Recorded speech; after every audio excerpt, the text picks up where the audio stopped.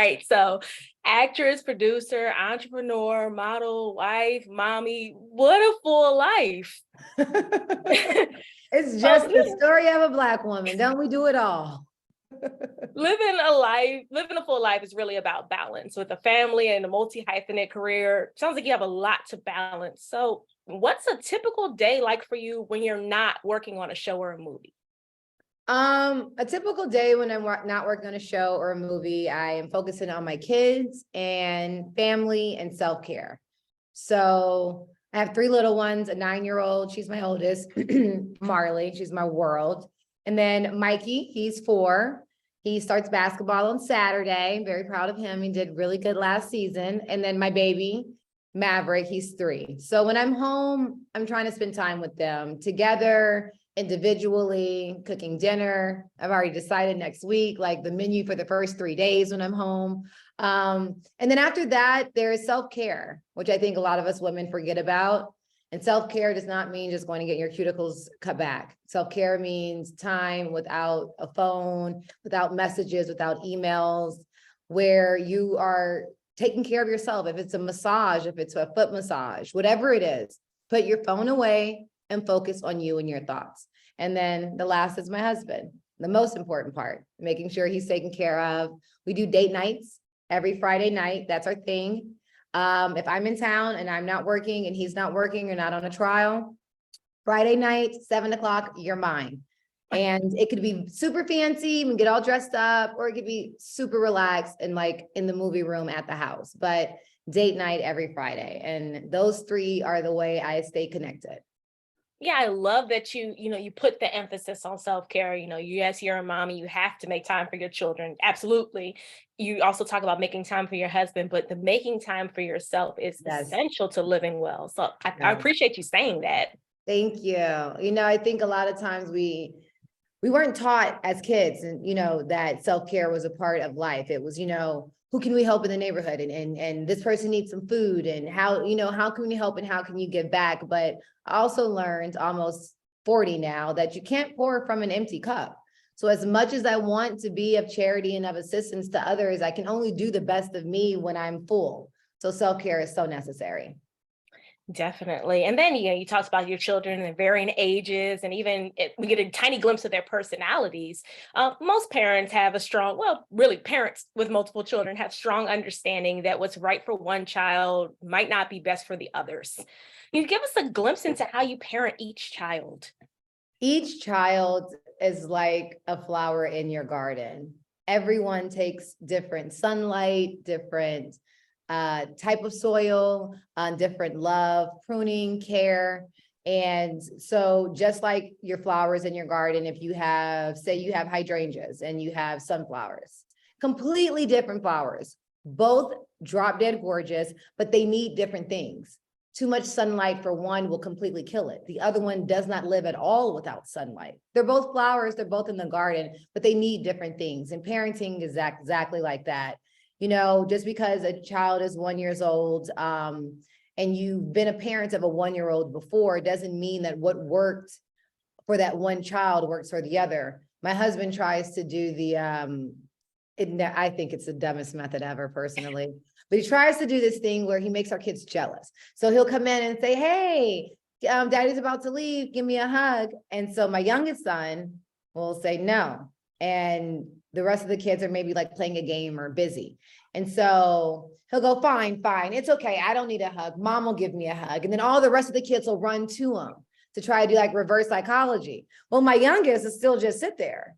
And I said no, and no is no. And there's no amount of trickery that you can do that's going to, your daughter might go for it. I'm not. And so my kids, they remind me how different they are every single day. And so I parent according to the child and the circumstance.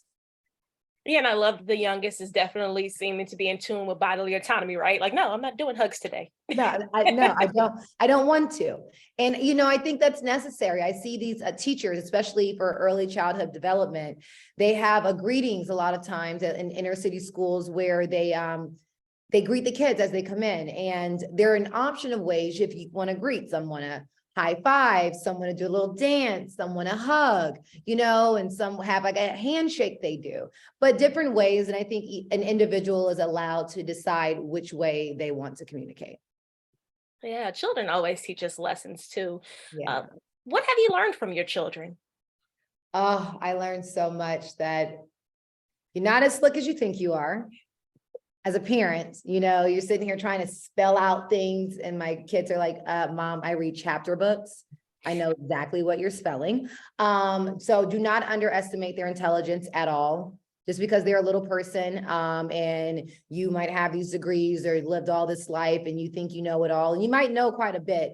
Do not underestimate your kids' intelligence, what they know, what they pick up. The same way you walk into a room as an adult and you can feel the energy. And sometimes it's a good energy and you love it. Sometimes it's kind of an off energy, but you can feel it. Kids feel the same thing. Kids feel just like adults feel. The most important thing I learned from my children are that just like me as a mom at 38 and I have bad days, kids have bad days. They have off days. They have, I don't feel like it days. And to allow your kids those times, because in life, we need them. We need a space where we can just go and reset sometimes. And children need the same thing.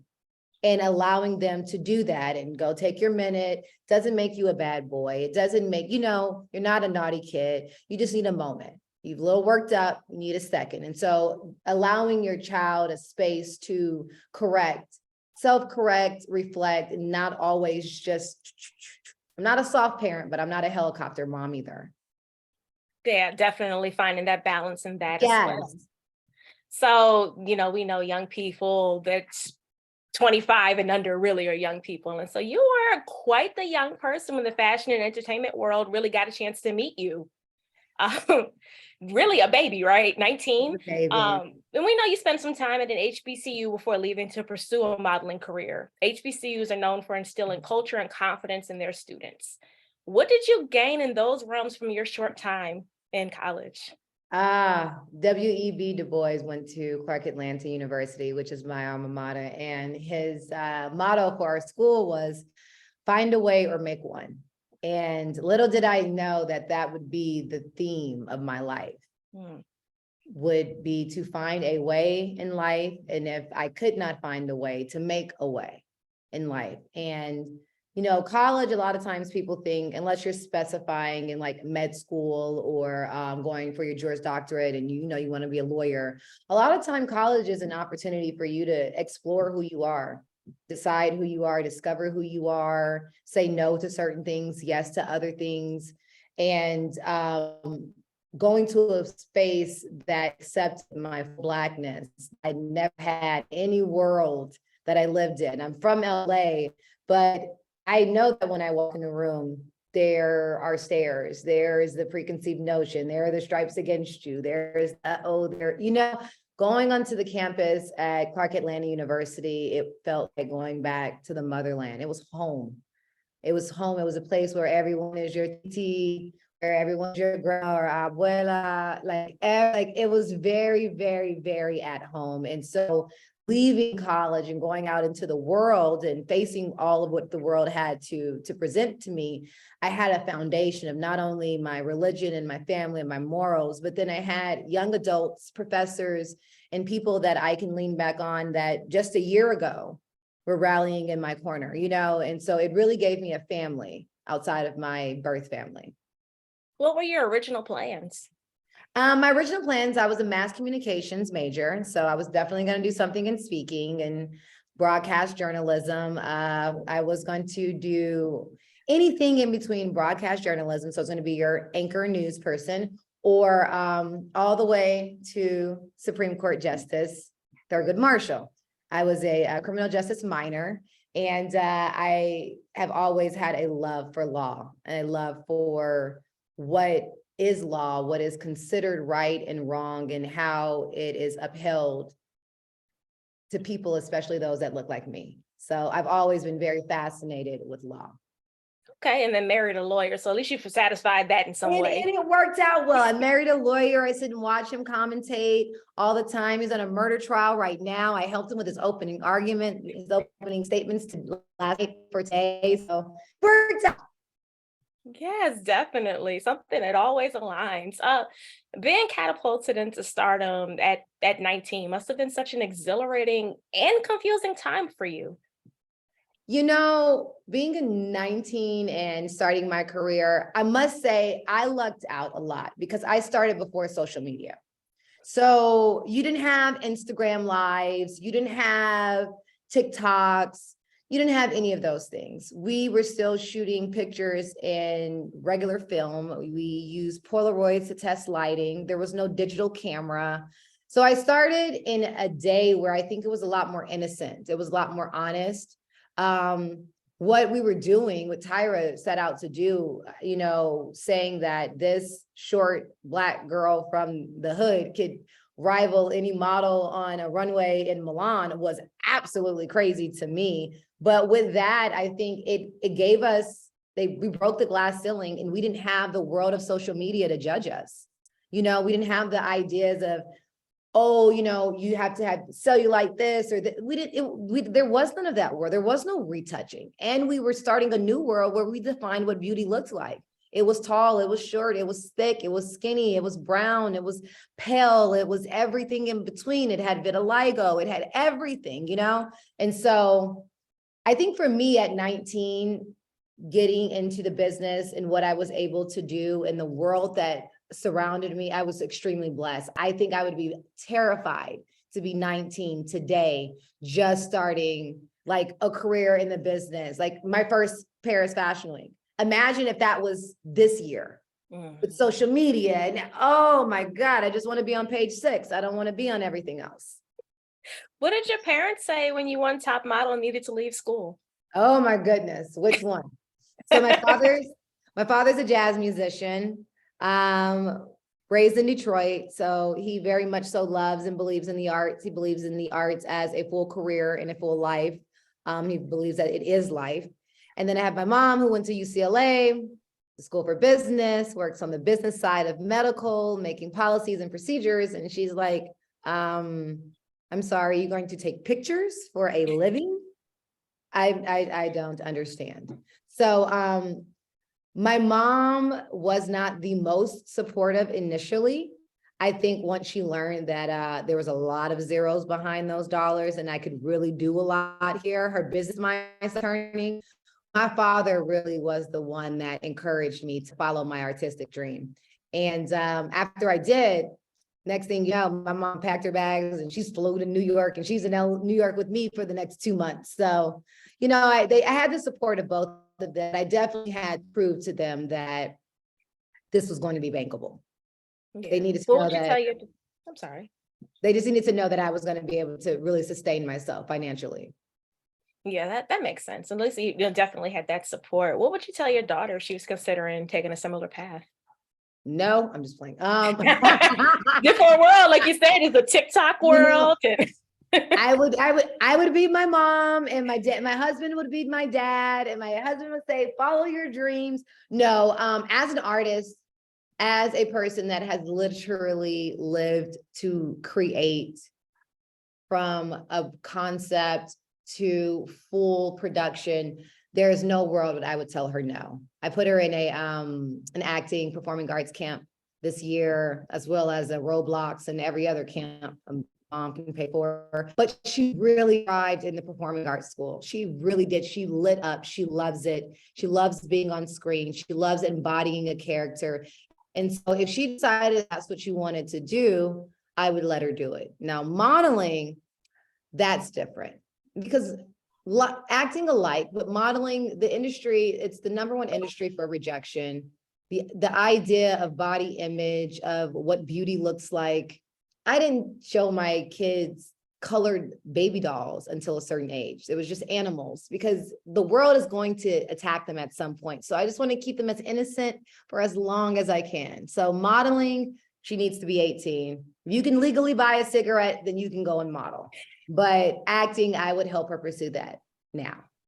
Yeah, I love that there's this nurturing side, and even, a lot of that coming from the fear of what might be, Yes. very unlike Madam, who really is fierce and bold, and so there has to be something that you absolutely love about that. What's your favorite part of the role?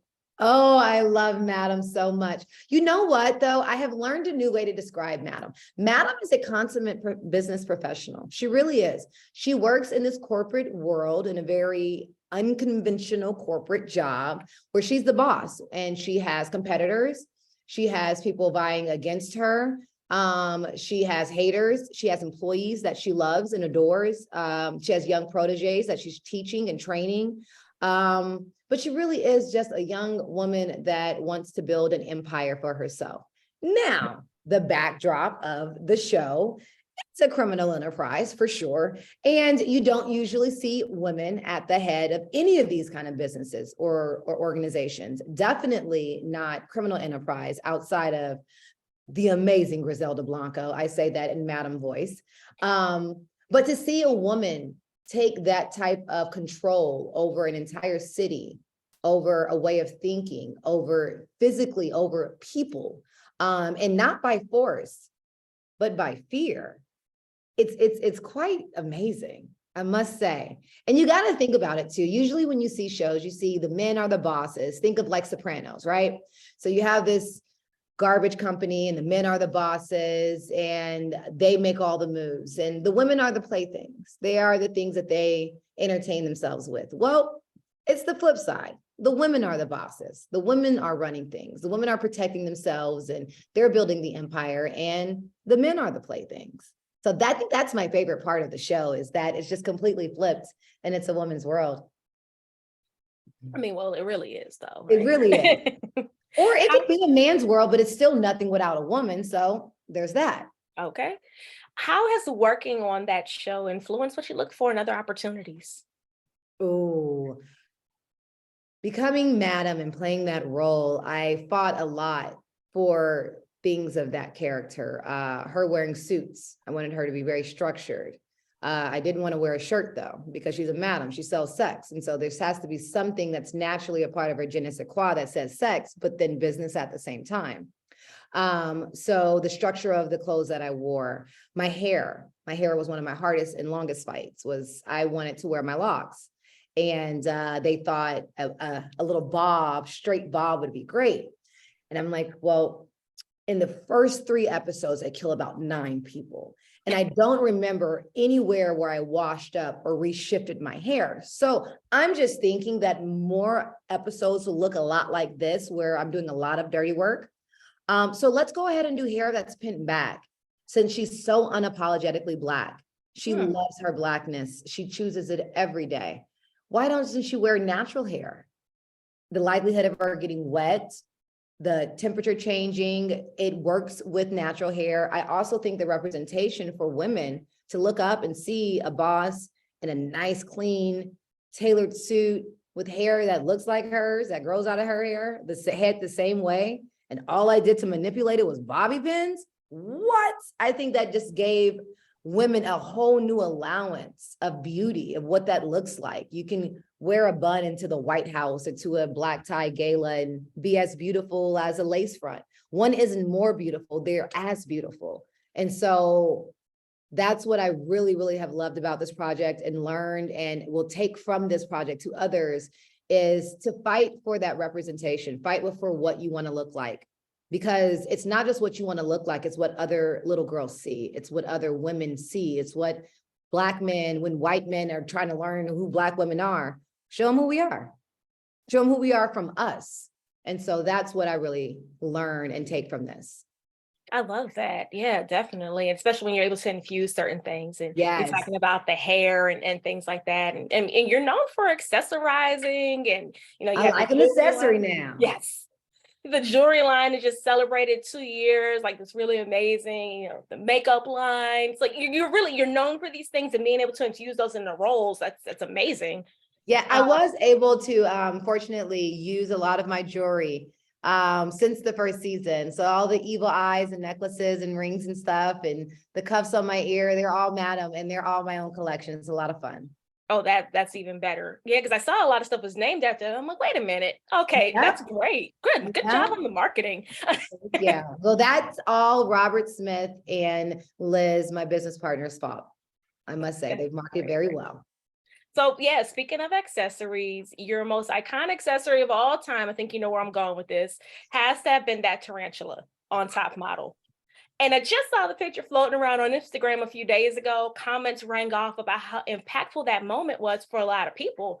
For me, it's an iconic example of the beauty that can come from walking through fear. But what Ooh. was it for you? It was terrifying and it felt like a setup. I'm gonna tell you why. Because I did like a 20-page questionnaire to do this show, right? And in this questionnaire, they asked me all these different questions. Are you afraid of heights? You know, are you afraid of the outdoors? And so they want to know your phobias, all this stuff. Now, I just told them that I have arachnophobia. I don't like crawly things. I feel like culturally, that's something that runs synonymous with Black and brown people. We don't like creepy crawlers unless they're full dogs or cats. Like no one likes, you know what I mean? So for me, I thought it was a given. Mind you, I am on a show where there are maybe 2, 3 Black or people of color, indigenous people. So everyone else is white and they play with like creepy crawlers. So I felt like everyone was clear that I did not want to do this. And when it came down to the last minute, they pulled out, which if you look in a book, it really is a small dinosaur, the tarantula. And I didn't want it to mess up my odds, but I also, what am I doing? So I remember going into the stairwell. Kids don't do this. I had a pack of cigarettes and I smoked the entire pack, I'm sure. I called my brother, who was a gun sergeant in the Marines, and he is like American Sniper. This is what he does for a living. And I called him and I said, his name's Andre. I said, Dre, how do you do what you do? How do you get up every day?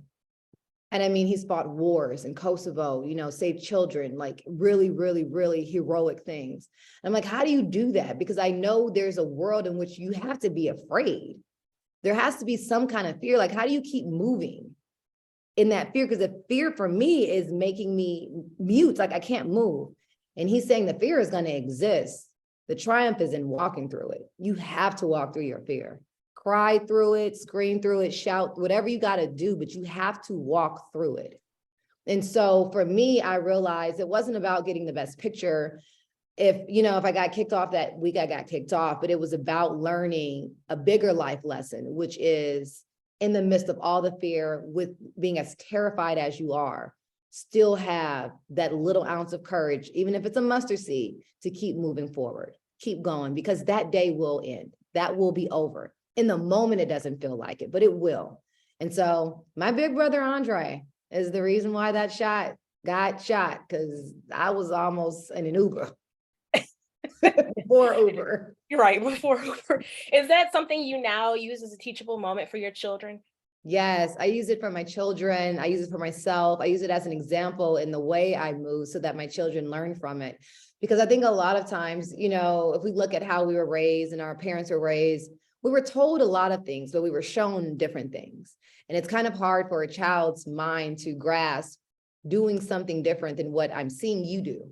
You're telling me to do this, but you're doing that. So I try to show my kids in my fear, like even at home, I don't like little bugs, or there's certain things that is just not mommy's thing.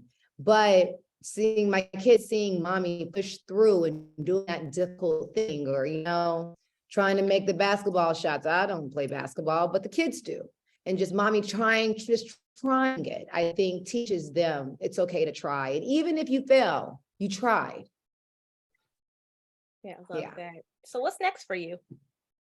So what's next for me? Well, I have a new show coming out, Ultimate Girls Trip, season 4.